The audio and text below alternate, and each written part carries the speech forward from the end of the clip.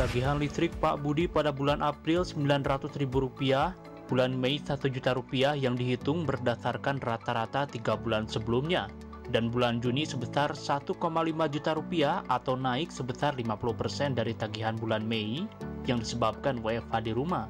Karena lonjakan listrik Pak Budi naik 50%, maka Pak Budi memenuhi syarat mendapat perlindungan lonjakan dari PLN, yaitu Pak Budi cukup membayar tagihan utama berdasarkan tagihan bulan Mei, ditambah 40% dari lonjakan bulan Juni sebesar Rp200.000.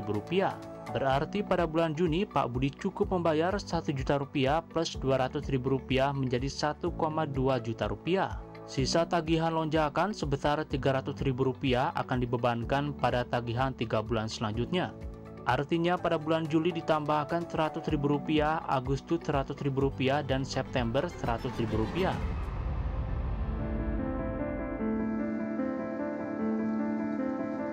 Diimpit di masa sulit dan kita bicara pada bagian ini soal tagihan PLN yang melonjak.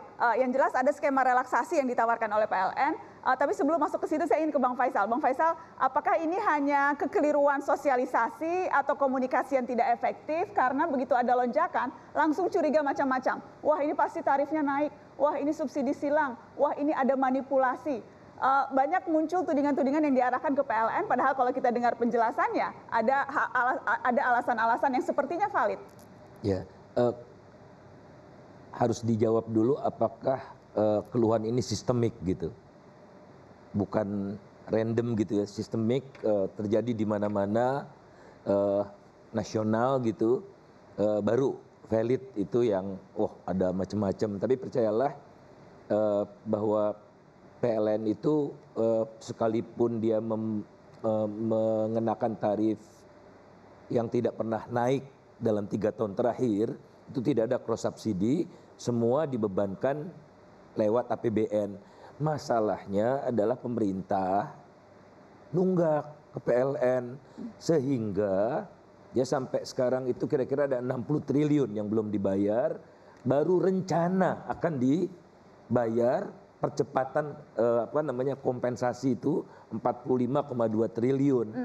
Nah, dan ini secara langsung mempengaruhi kinerja PLN terhadap pelanggannya. Iya, misalnya tadi Mas Fadlizon sampaikan ada meteran yang sudah kedaluarsa atau rusak akhirnya diganti. Nah, itu agendanya jadi tertunda karena cash flow-nya terganggu sekali. Bahkan bulan Desember PLN tidak bisa bayar utang. Akhirnya pemerintah nyicil 9 triliun itu. Utang gitu, PLN itu 600 triliun. Bagaimana Mas Arief Budimanta? Jadi ini persoalannya karena tidak bisa dibayarkan hutang-hutang itu? Ya, itu persoalan yang berbeda ya terkait dengan cash flow yang ada di PLN. Tapi kita harus lihat dulu, tadi kan persoalannya tarif ya. Pertama sejak tahun 2017 itu Bang Faisal itu benar tidak ada kenaikan tarif terhadap rumah tangga ataupun pelanggan di PLN. Malah di bulan Maret tahun 2019 tarif terhadap rumah tangga yang 900 watt itu sempat diturunkan gitu ya ke kurang lebih 4 sampai 5% gitu. Itu yang pertama. Malah yang 450 watt tidak ada kenaikan tarif. Jadi kenaikan tarif tidak ada ya. Kemudian yang kedua tentu kita memahami bahwa secara teknologi pengukuran memang harus diadakan juga upaya-upaya perbaikan dalam kerangka untuk membangun automatic recording terhadap pemakaian yang dilakukan oleh pelanggan begitu ya, seperti di luar negeri katakanlah seperti itu. Dan itu juga lagi berjalan sekarang dilakukan oleh PLN secara dari waktu ke waktu gitu. Tempatnya Pak Fadli kan itu udah dipasang misalnya sebagai salah satu contoh dan akan secara masif, secara nasional, secara perlahan. Itu yang kedua. Nah, kemudian yang ketiga, memang dalam suasana pandemik ini kan kita banyak membangun kebiasaan-kebiasaan baru. Jadi apa yang disampaikan tadi alasan oleh PLN, saya rasa dapat kita terima juga gitu ya. Apalagi kalau misalnya basisnya nanti PSBB-nya basisnya komplek perumahan. Kita aja mau masuk ke dalam komplek perumahan tertentu, kalau kebetulan nggak kenal bisa-bisa nggak diterima juga begitu ya, karena memang ketat gitu. Itu kan di awal-awal kan seperti itu, sehingga kemudian memang pemakaian terhadap rata-rata 3 bulan itu menjadi salah satu cara ataupun instrumen untuk menetapkan tarif agar kemudian kelangsungan cash flow daripada PLN kan juga tetap berlangsung. Adapun yang terkait dengan kewajiban pemerintah yang subsidi terhadap PLN dalam kerangka pemulihan ekonomi nasional itu insya Allah akan diselesaikan di tahun ini. Sehingga kemudian PLN bisa ekspansi. Bagaimana Bang Fadli? Ya, saya melihatnya justru disitulah ketidakprofesionalannya ya. Jangan menjadikan COVID-19 ini sebagai kambing hitam. Kemudian mengambil kesempatan dalam kesempitan gitu ya. Jadi orang sudah susah, masyarakat sudah susah, ekonomi sedang jatuh, melemah, banyak PHK dan lain-lain. Malah ini ada kenaikan lonjakan. Coba lihat aja tadi, dari bahasa grafik tadi aja istilahnya perlindungan lonjakan. Itu saja kan artinya memang ada satu kegiatan yang agak sistematis. Ya, namanya perlindungan lonjakan. Saya juga diperlakukan perlindungan lonjakan. Saya bilang saya kok nggak diberitahu bahwa ada kenaikan 100%, kemudian 20%-nya itu bisa dicicil 3 bulan. Itu atas dasar apa PLN melakukan itu? Misalnya sebagai contoh. Kemudian juga tidak bisa menjawab tadi di tempat-tempat yang misalnya kosong, kenapa juga terjadi lonjakan dan kalau ada kelebihan bayar yang ditagihkan itu tidak dikembalikan langsung. Kalau tidak diketahui atau tidak dikomplain. Apalagi kemudian meteran listriknya banyak, menurut berita sekitar 14 juta itu sudah out of date, sudah kadaluarsa. Gitu. Saya ingin lempar ke Pak Bob. Pak Bob, tanggapan Anda Pak? Pertama tentang KWH meter kita. Kan kita juga mengikuti undang-undang Mbak. Kemudian undang-undang itu ada peraturan Permendak. Peraturan Permendak itu menyatakan di dalam nomor 70 tahun 2014 adalah tera ulang dilakukan oleh Kementer yang berusia di atas 15 tahun. Tetapi keluar lagi Permendak di tahun 2018 nomor 68. Tera ulang itu dilakukan berdasarkan uji sampling. Dari uji sampling yang didapat adalah sekitar 32% yang tidak akurat, 17% yang plus, 15% yang minus. Artinya ada sekitaran 67% yang masih dalam kondisi yang baik. Dan itu yang sudah kita ganti, Mbak. Secara perlahan. Tadi seperti Pak Arief sudah sampaikan, kita tetap menjalankan setiap kali kita alokasikan suatu dana untuk mengganti. Karena kalau meter yang tidak akurat pun, kalau meter itu adalah piringan, karatannya banyak, yang rugi sebenarnya PLN. Yang paling dirugikan. Karena banyak sekali meter-meter itu adalah karena karat itu dan perputarannya menjadi lambat. Padahal dia pergi itu. Jadi kita terus berkoordinasi. Pagi ini kita sudah, pagi tadi Mbak, teman-teman sudah berkoordinasi dengan Badan Meteorologi. Bagaimana cara kita menyelesaikan ini? Sekali lagi kita ada 2 cara, tera atau ganti. Kita lebih prefer kepada ganti. Kenapa Mbak? Kalau tera menurut kita karena sia-sia saja nanti 15 tahun mengganti sebagian, lebih baik ganti. Kan harganya pun nggak terlalu banyak selisihnya. Jadi kita sekarang mengganti. Kemudian kedua, untuk bagaimana kita memulai lagi dengan meterisasi, melalui AMR-isasi atau katakanlah smart metering. Kita lakukan juga smart metering, Mbak. Tetapi sekali lagi, smart metering ini adalah teknologi baru. Kemudian harus membangun infrastruktur. Bahkan di luar negeri pun tidak semuanya, Mbak. Hanya sampai saat ini, saya juga mengikuti terus karena saya termasuk anggota members daripada beberapa electrical engineers, itu masih dalam perkota-kota. Jadi misalnya di Eropa hanya dalam satu area uji coba. Kemudian di Amerika tidak semuanya diganti. Karena membutuhkan biaya yang sangat mahal sekali.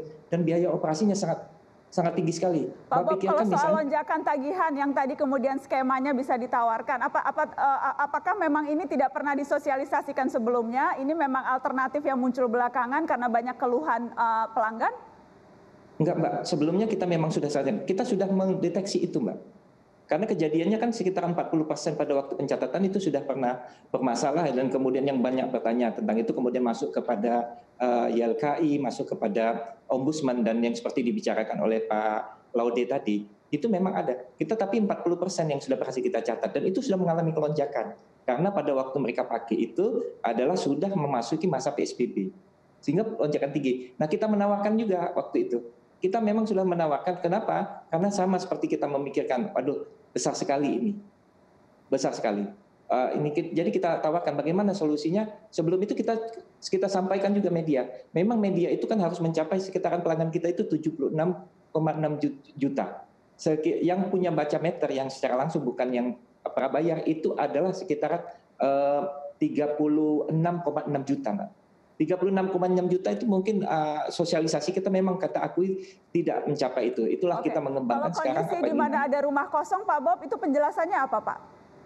Rumah kosong, jadi rumah kosong itu kan rata-rata 3 bulan, Mbak. Mungkin pada waktu Desember, ada banyak kita temui kan kita datangin, Mbak. Desember memang ada disewa orang. Desember, Januari kan disewa orang. Berhenti pada waktu Februari. Nah kan kita mengambil acuan rata-rata 3 bulan. Rata-rata 3 bulan itu Desember, Januari, Februari. Sedangkan Desember dia ada penghuni, kemudian Januari juga ada penghuni. Kemudian yang 3 ini itu rata-ratanya. Jadi pada waktu kosong kan kita anggap ini rata-rata. Tetapi sekali lagi itu tidak kemana-mana, Mbak. Ada 2, walaupun tidak dikembalikan dalam bentuk uang, itu akan diukur pada waktu sebelumnya, dikompensasi untuk bulan-bulan selanjutnya. Jadi ini jadi faktor pengurang. Katakanlah misalnya kosong, nanti terus dipakai. Atau dia bisa datang, Pak, kami minta kembali uang, pasti dikembalikan, Pak. Pasti dikembalikan. Jadi jaminan dari PLN itu akan dikembalikan, begitu ya Pak Bob? Baik. Ya, dikembalikan. Dan setiap kali yang mengadu untuk itu kita kembalikan. Pak Bob, ada Ibu Kartika yang tadi saya ingin minta Ibu Kartika untuk bicara langsung ke Pak Bob menyampaikan apa yang diharapkan dari PLN. Bu Kartika silakan langsung, ada Direktur Pak Bob itu. Silakan Bu Kartika. Selamat malam Pak Bob. Selamat malam Bu, terima kasih Bu Kartika. Iya, jadi begini Pak Bob, sebelumnya di tanggal 19 Mei itu saya sempat ke unit PLN Marunda ya, saat Mbak. Itu. Marunda ya. Saya sudah konfirmasi bahwa ada keluhan yang memang kita mau tanya, kenapa ini bisa melonjak signifikan tingginya. Tapi memang kami tidak diberikan jawaban pasti. Kalau tadi Pak Bob bilang dari awal sudah dikoordinasikan untuk lonjakan, saya bilang belum Pak. Karena di hari itu saya minta kepada PLN untuk bisa tidak tagihan 2 bulan saya bayar 1 bulan, tapi tidak ada satupun staf PLN di Marunda itu yang mau menemui saya saat itu dan mereka tidak mengiyakan, gitu Pak. Sampai akhirnya ada salah satu yang mereka berani untuk ketemu dan mereka bilang bahwa oke, kita kasih renggang waktu. Kita tidak akan melakukan pemutusan, tapi ditunggu saja kapan ibunya punya uang, kita tunggu 3 bulan. Ketika itu menjadi 3 bulan, itu kan menjadi berat untuk posisi kita sebagai masyarakat di kondisi COVID seperti ini. Oke, baik. Jadi spesifik yang Anda harapkan sekarang apa Ibu Kartika? Dan ada satu lagi Mbak Najwa yang saya ingin tanyakan ke PLN gitu. Jadi setiap kali ternyata setelah kondisi COVID ini, saya diberi anggota PLN sempat datang ke rumah dan mereka memberikan report kita dari tahun 2019. Ternyata ada keganjilan lagi yang kami temukan gitu loh. Bukan hanya lonjakan ini gitu. Ternyata kita ada kurang bayar yang kita sendiri tidak tahu. Kita diberikan surat oleh PLN, tapi kita tidak menerima. Gitu. Jadi kami minta sekali PLN untuk bersosialisasi dengan masyarakat, jangan hanya melalui media. Banyak masyarakat yang tidak mengerti bagaimana cara menggunakan sosial media. Oke, baik. Pak Bob silakan ditanggapi singkat saja Pak, karena waktunya sudah terbatas. Silakan Pak Bob. Mbak Okta, mohon nanti kita ketahui teleponnya, nanti kita koordinasikan lagi. Kemudian yang kedua, kita sekarang lagi acara tadi adalah membuat PLN New PLN Mobile. Nah ini harapan kita ini menjadi one stop solution kepada semua pelanggan, karena gadget kan sudah banyak melebihi daripada populasi yang ada, sehingga pelanggan bisa berkomunikasi melalui PLN Mobile itu dengan harga yang tidak terlalu mahal, hanya menggunakan data saja. Nah ini di situ diketahui historical angka stand meternya berapa, kemudian pembayarannya setiap bulan berapa, kemudian kalau ada dia mau swapcam untuk membaca sendiri ada di situ fasilitasnya, dan kemudian fasilitas untuk bertanya-pertanya lainnya ada di situ disediakan, nanti dijawab oleh langsung melalui operator kita, ataukah nanti ditunda kalau tidak bisa dijawab pada saat itu. Demikian Pak Najwa. Terima kasih Mbak Okta, nanti Mbak Kartika Okta nanti kami hubungi lagi untuk menjelaskan lebih lanjut dengan itu. Terima kasih. Terima kasih Pak Kartika. Baik, terima kasih Pak Bob, terima kasih Bu Kartika. Nanti saya akan teruskan informasi pelanggan Anda ke PLN, ke Pak Bob Sahril. Boleh sedikit saya nambahkan aja. Saya kira karena listrik ini adalah satu yang menyangkut hajat hidup orang banyak, Jadi harus betul-betul melayani masyarakat. Nah sekarang yang komplain itu cukup banyak ya. Mungkin ribuan, mungkin ratusan ribu, mungkin jutaan yang merasa ada kenaikan ini. Kalau ini dianggap satu sistemik, ini harus ada penjelasan yang memadai, bukan hanya soal teknis gitu. Kita juga wajar kalau ada yang berpendapat bahwa di belakang ini mungkin ada bisnis kelistrikan yang sedang berlangsung sehingga ada semacam rezim privatisasi di belakang ini. Oke. Ya, pemasukan listrik melalui PLN gitu. Ini yang kita harus waspadai gitu. Oke, kecurigaan yang mungkin nanti perlu dijawab setelah pariwara. Kita akan kembali karena kita juga akan membahas soal, setelah ini saya akan bahas soal kartu prakerja. Kenapa ditunda? Dan saya akan berbincang dengan sejumlah pihak yang terlibat di kartu prakerja dan juga berharap ingin bisa menjadi peserta kartu prakerja. Sesaat lagi setelah pariwara.